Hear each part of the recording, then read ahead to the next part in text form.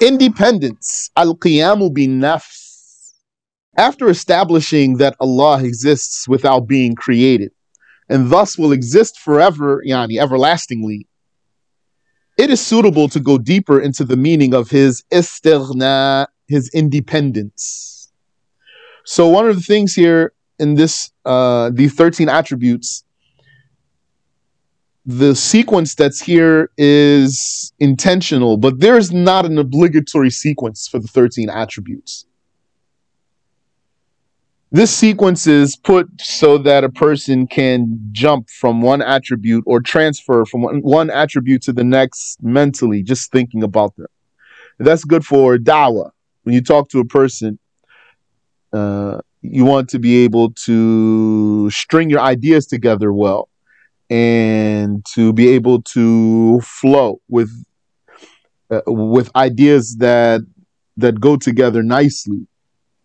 Now, that's one thing. Another thing is here, al-qiyamu bin-nafs, or al-istighna, independence. According to some scholars, this is the meaning of godhood. The godhood of Allah Ta'ala, according to them, like Imam As-Sanusi, is his absolute independence from everything. So, what's godhood according to Al-Ash'ari himself? Godhood according to Al-Ash'ari himself, Al-Ilahiyya or Al-Uluhiyya, godhood according to Al-Ash'ari himself is the power to create. And according to our Shaykh, rahimahullah, godhood is deserving, being entitled to be worshipped, or being entitled to worship. Godhood is being entitled to worship. And according to some of them, like Imam As-Sanusi, godhood is the absolute independence. And he talked about that at length. Abu al-Muzaffar said, وَأَن تَعْلَمَ أَنَّ الْبَارِئَ سُبْحَانَهُ وَتَعَالَى لَا يَجُوزُ وَصْفُهُ بِالْحَاجَةِ. So it's spelled now with a hamza on the ya. Al-Bari. You stop on hamza. Al-Bari. The way it's written in your copy, Al-Bari. That's valid though. وَأَن تَعْلَمَ أَنَّ الْبَارِئَ سُبْحَانَهُ وَتَعَالَى لَا يَجُوزُ وَصْفُهُ بِالْحَاجَةِ. And that you know that it is invalid to ascribe the Creator, Al-Bari, that's one of his 99 names. Al-Bari means the Creator, Al-Khaliq, the glorified and exalted, with need. It's invalid to ascribe him with need or requirement. The mental argument for his independence is that need contradicts godhood. So there's the definition of As-Sanusi. Since the creation is specified with particular attributes instead of all the other attributes with which it could be specified, this entails that it needs a creator. The thing that has some quality over another quality couldn't have given itself that, then it needs a creator. So then, if the creator had any specifications, he would be in need. That's impossible. For example, it is acceptable to the sound mind that a door could be open or shut. For it to be in either state, it needs someone to specify it, because it cannot favor itself with one state over the other. Furthermore, had he been needy, he would necessarily have to exit the state of neediness to become independent. This necessitates change. Yani, had God been needy, he would have to change, and it's impossible that God would change, which is impossible for the eternal. So that still goes with Imam As-Sanusi's argument. He's saying absolute independence is the meaning of godhood, because anything contrary to that would contradict godhood. At-Tahawi said, La yahtaju ila shay. He does not need anything. Allah is the only one who has no need. He said, Allahu Samad. Allah is the Samad. the master needed by all. Yeah, and he's the sought one. Samad means one who sought, and means he's a master too. The sought master. That's the meaning of Samad in the language. The word Samad, that's an adjective. Samad, it's like the word in its pattern. It's like the word Hasan, Samad, Fatha, Fatha. Yeah, and you would describe something as Hasan, and you would describe someone as Samad. Who's the Samad? The Samad is the master, that means the high-ranking one, the noble one, who's sought by others. When there's a need, we're talking linguistically here, when there's a need, the people would go to this one. So he's called Samad. It's permissible to use this name for other than Allah. It's not haram. Allah is the Samad, but for Allah it means the one who all the creations need him and he doesn't need anything. It means the one who does not need anyone and everyone needs him, and whom the creations seek when in difficulty and all kinds of troubles. And that in itself proves that he's creator of anything possible. This name of Allah, As-Samad, that means that he doesn't need anything, but everything needs him. By everything needing him, then that means he has the power to fulfill their needs.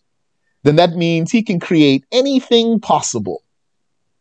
So the name As-Samad, it implies that he has power.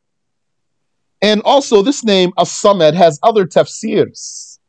Ibn Abbas explained it in another way. According to what was reported about Ibn Abbas, he said As-Samad means the one who has no inside, the one who does not have an inside. So that would mean then he doesn't have an outside. If he doesn't have an inside, then he doesn't have an outside. Then that means he's not a body at all. At-Tahawi also said, وَيَمْلِكُ كُلَّ شَيْءٍ وَلَا يَمْلِكُهُ شَيْءٍ. He owns everything and nothing owns him. وَلَا غِنَى عَنِ اللَّهِ تَعَالَى طَرْفَةَ عَيْنٍ. And there is no independence from Allah, the Exalted, for the blink of an eye. وَمَنْ زَعَمَ أَنَّهُ اسْتَغْنَى عَنِ اللَّهِ طَرْفَةَ عَيْنٍ. Whoever claims to be free of need from Allah for the blink of an eye, or even we don't put of need. Whoever claims to be free from Allah for the blink of an eye, فَقَدْ كَفَرْ, then he has blasphemed. But this word here, claims, whoever claims, that's really added though. Because if you just, okay, we have here even in the Arabic, but what's in the Arabic here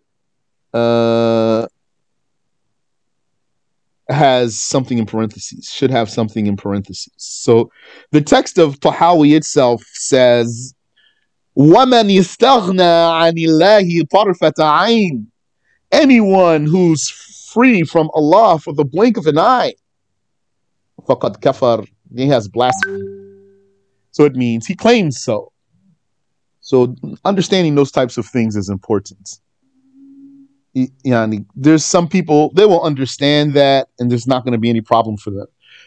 Like if it just says here, if we just took what Tahawi said and we didn't add something for clarity, and we just said like what the words of Tahawi say alone, and whoever was free from Allah for the blink of an eye, then he blasphemed, then there's some people have no problem with comprehending this in the first place. And if you think about a long time ago, Muslims not having such problem. Nowadays, people's comprehension is much less. So they get confused by some things like this. And some people, when they learn the rules of blasphemy and they don't understand very strongly, then these types of things disturb them, bother them. And then they get scared for themselves and for others. And they don't have to be. But that's why that's there in parentheses for those types of people, so that they won't have nervous breakdown that other Muslims wouldn't have had in the past. So, وَمَنْ زَعَمَ أَنَّهُ اسْتَغْنَى عَنِ اللَّهِ طَرْفَةَ عَيْنٍ فَقَدْ كَفَرَ وَصَارَ مِنْ أَهْلِ الْحَيْنِ. Whoever claims to be free of need from Allah for the blink of an eye has blasphemed and became among the people of perdition. Had his existence been without a beginning, Bismillah. Had his existence been with a beginning, he would need someone to give it to him. And the one who needs is not God. He does not need a place to limit him, including the skies and the arsh, nor a sun. So I'm probably, inshallah, I'm going to update something in this chapter. We're going over Sanusi now on Tuesdays. So I want to take all this talk of Sanusi and put it here. Maybe here or maybe in another spot. One of two spots I will put it in here, inshallah. But all of this, what Sanusi is saying. Had his existence been with a beginning, he would need someone to give it to him. So he's saying, therefore, independence, this is the meaning of godhood. And the one who needs is not God. He does not need a place to limit him, including the skies and the arsh, nor a sun. Allah also said, Wallahu huwal ghaniyyul hamid. Allah is the exalted from need of the creation. And he is Al-Hamid. He is Al-Ghani. It's one of his 99 names. And Al-Hamid. Al-Hamid means praised. He does not bring benefit to himself by his creations, and he does not keep harm from himself by them. Our worship of Allah does not benefit him. We benefit by worshiping him. I prefer two P's for worshiping. That's British. Likewise, the sins do not harm him. They harm the slaves. Allah said, وَمَا خَلَقْتُ الْجِنَّ وَالْإِنسَ إِلَّا لِيَعْبُدُونَ مَا أُرِيدُ مِنْهُمْ مِنْ رِزْقٍ وَمَا أُرِيدُ أَنْ يُطْعِمُونَ. I did not create the genies and the humans except to order them to worship me. I do not need any provision from them, and I do not need them to feed me. Allah was not obligated to create the creation, and he is not in need of them. Al-Tahawi also said, Khaliqun bila hajah, creator without requirement. If it were asked, why did Allah create the creation? The answer is, as a demonstration of his power. By that demonstration, the creations can know about their creator, and that knowledge is beneficial. Knowing that God exists, that's beneficial, because anyone who knows him and believes in him properly and dies on that would be led to an everlasting happiness. Wa subhanallahi wa bihamdih. Oneness, al-wahdaniyah, or uniqueness. The one who is eternal and everlasting is free of need. And whoever is free of need has no helper or partner. So again, these introductory words here under the title for each of the titles for the 13 is to show the progression from one chapter to the next, from one section to the next. Thus, it is fitting to follow up with the chapter about his oneness or uniqueness. 3 meanings are included when we say that Allah is attributed with oneness. It is an obligation on every Muslim to know that Allah is clear of having a partner in godhood, clear of having parts, and clear of resembling others. Now, remind you too, those footnotes, if you see anything in a footnote you want to read, feel free to ask. As for not having partners, oneness for Allah means that he is without associates and cannot be added to. This word associate or partner, both of those words, there's something that made me understand them better, which is a law firm. What do they say about the people in a law firm? They're associates. So Allah is clear of that. Or they use the other word, partners. So Allah is clear of associates and partners.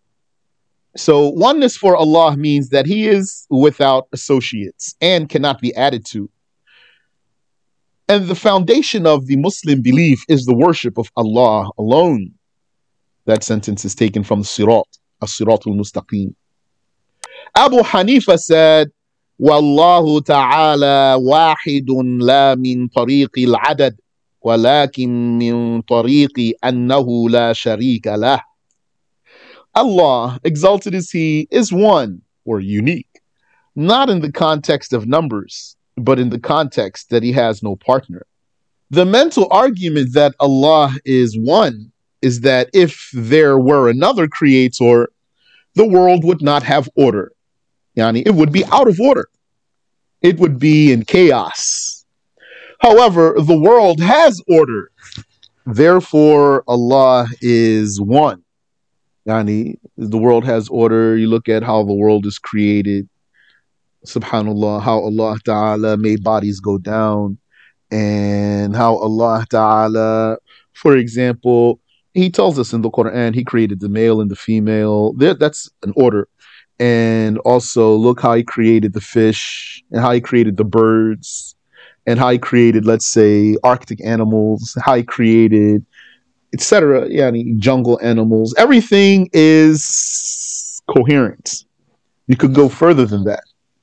So the mental argument that Allah is one is that if there were another creator, the world would not have order. However, the world has order. Therefore, Allah is one. This proof is taken from the Quran. So this proof, that according to what's worded here, that means the word proof is synonymous with the word argument. Because we started by saying the mental argument is such and such. This proof, so that means this argument, this proof is taken from the Quran in the saying of Allah, لو كان فيهما آلهة إلا الله لفسدتا. Had there been for heavens and earth gods other than Allah, they would have been in fasad, that means ruin, disorder, chaos.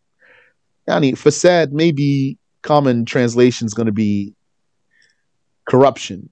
Ruin is a fine word for fasad or corruption. They would be corrupted. Means here basically, had there been gods other than Allah for heavens and earth, then all the creation would be glitching. And this world would just be crazy, out of order. It would be mentally possible for those creators to differ in their decree and management of things, because God has no obligations and must necessarily be powerful, knowledgeable, willing, and choosing. You know the meaning of powerful, you know the meaning of knowledgeable, you know the meaning of willing as attributes of Allah. And as for choosing, that's His attribute. It's called al-ikhtiyar, al-ikhtiyar. And this attribute and meaning goes back to will. His choosing is His willing. And His choosing is His willing for something to be or not to be. It is His advancing something or delaying it, making it exist before or after. So it goes back to will. And it means, when we say He chooses, it means that He has a will. That means that He doesn't create by nature. He doesn't create simply because that's what He does. That's the type of thing He is. That's philosophy. To say God creates because that's the type of thing He is, that's philosophy. Rather, He creates by an eternal choice, and He does whatever He wills. Azza wa Jal. So if both supposed creators can create anything possible, because God should be able to create anything possible, then it is valid for them to clash, because neither is compelled to comply with the other. That's how you talk to a Christian about Trinity. It would be valid for each one of those three to clash if each one of them is God. If they cannot clash, then both are forced to be compliant with the other. So if you're talking to a Christian and it's a case of Trinity, you'd say all three would be forced to be compliant with the other. And the compelled one who lacks choice, the eternal choice, cannot be God. Weakness would undoubtedly apply to one or all of them. So supposing that one willed to give life to a body and the other willed death for that same body at the same time, there are three mental conclusions. There are three options here mentally. Yani, we're saying the case is that supposing that there are two creators or more, and each one has an eternal choice. Absolutely. Each one has the will to do whatever he chooses with no restriction or limit. Then there are three options mentally. Either both of their wills are fulfilled. Yeah, no, I didn't finish. So each one has an eternal choice to do whatever he wills. And then they both willed for two contrary things in one subject. Then they willed for two contrary things in one subject, in one body, for example. One body subjected to two conflicting eternal wills. Then that leads us mentally to three cases. Either both of their wills are fulfilled, or neither of their wills is executed, or one of their wills was executed and the other's was not. It's a typo there. Or one was not. Okay, sorry, it was right. I read it wrong. Or one of their wills was not executed and the other's was. So either both of their wills are fulfilled. This leads to an impossibility because one result cannot stand from two opposing effects. Yani, we have one subject, and then there's two opposing wills affecting this subject, and only one effect is going to come about. So how could only one effect come about from these two eternal wills? Nor can two opposites exist at the same time in the same place. So also, how could both contrary effects exist in the same subject at the same time? So that one's impossible. Number one is out.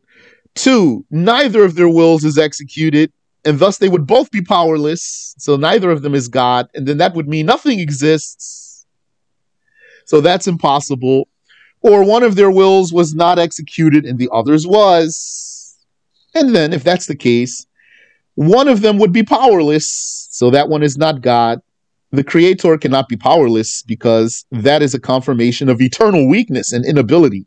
Because if he's a creator and he's powerless, how could he be a creator and he's powerless? That would mean that as creator, he should be eternal and beginningless. But if he's powerless and creator, that would mean that he has an eternal weakness and that he has eternal inability. Eternal inability is impossible, because it necessitates something from which one is disabled.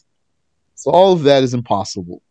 And the third one, the result of the third one, the end result of the third one is that there's only one creator. This is called the proof of taman or mutual exclusivity. That means canceling out. One of them cancels out the other. They cannot both stand together, like standing and sitting. They are mutually exclusive for the same individual at the same time. They are mutually exclusive. They cannot exist. They cancel each other out. Together, I mean. They can't exist together. Yani, what we're saying here, what this means is that the existence of opposites in the creation is a proof that there's one God. The existence of opposites in the creation is a proof for the oneness, for the uniqueness of the creator.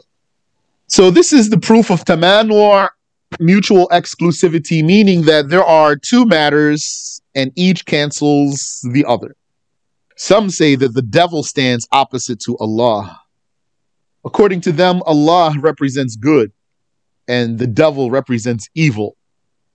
So that's how some people think. They see the devil as the opposite of God. That's blasphemy for sure. Some believe that Allah resides in heaven while the devil resides in hell. So they believe that God creates the good and the devil creates the evil, and they are in an eternal struggle between good and evil, like a cartoon. There is no one standing opposite to Allah Ta'ala. He is clear of opposites and similars. He is exalted from having contenders or equals. No one prevents his destining. No one delays his ruling or overcomes his will.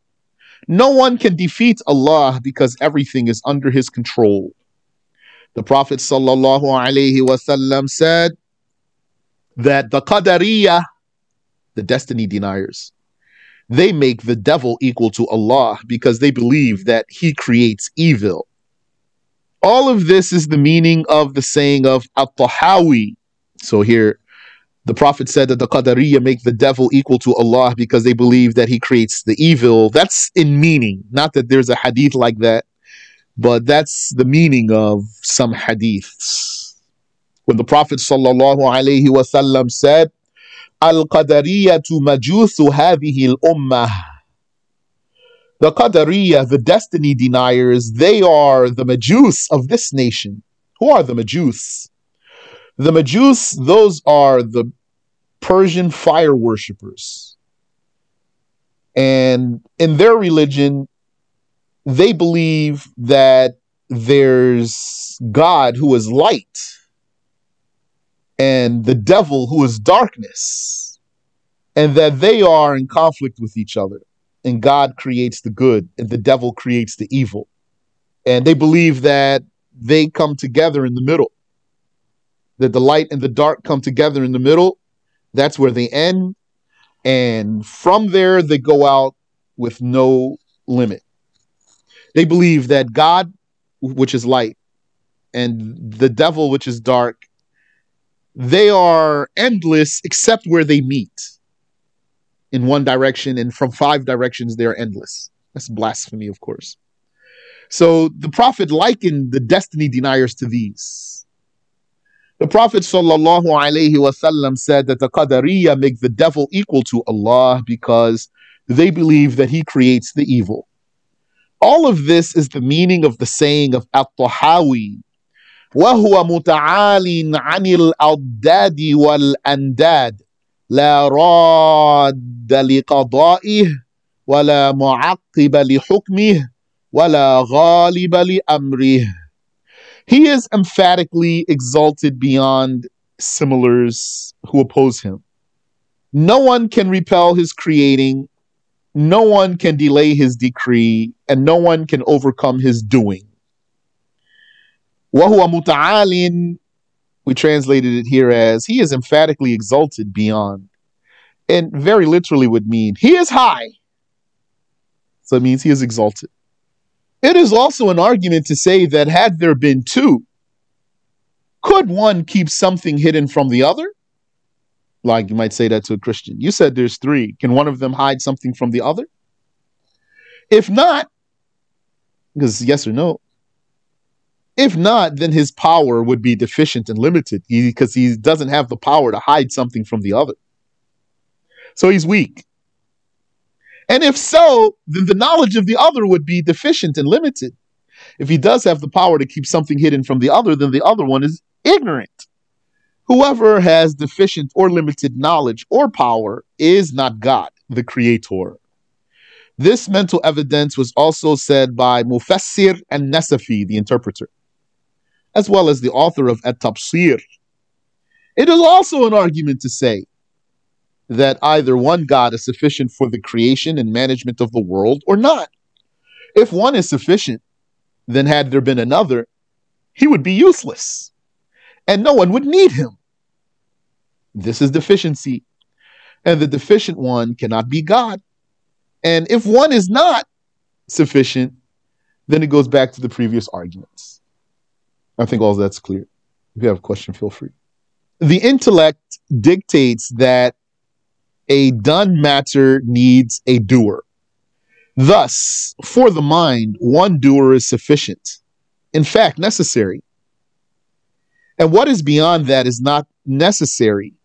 Confirming more than one implies the validity of an unending number of doers, which is impossible. What that means is, if anything was done, if there were any done thing, and then one thought about who did that, then his mind would necessitate that someone did that.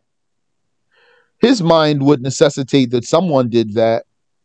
And his mind wouldn't necessitate that two did that, or three, or any other number did that.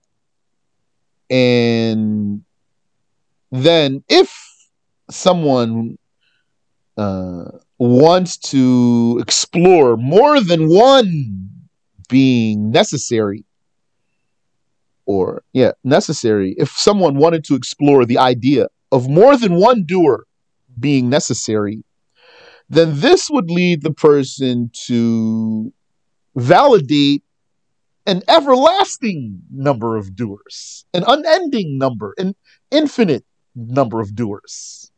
Doers in infinity for one doing. If he wants to explore the necessity of a single doer for doing, any doing. So the intellect dictates that a done matter needs a doer. Thus, for the mind, one doer is sufficient, in fact necessary, and what is beyond that is not necessary.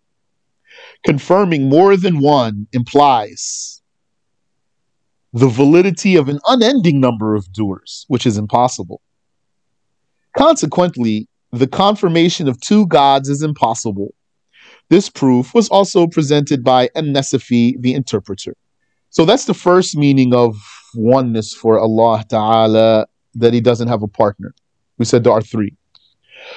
As for not having parts or pieces, Allah revealed the verse, وَجَعَلُوا لَهُ مِنْ عِبَادِهِ جُزْءًا.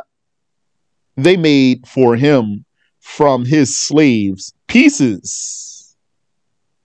Yani, they made God to be someone made of pieces, and those pieces are his slaves. Yani, meaning this is invalid. Yes, sure. Yes. And may I ask a question about the first one that was mentioned, the last part about that? Yes. Okay. So we say, or my understanding of what you just mentioned is that if we say that an action, a done matter, can have more than one doer, are we saying that not can have more than one doer, must? Right. Barakallahu feekum. Ameen wa feekum. If we say that one doing must have more than one doer, then this would imply the validity of infinite doers. No.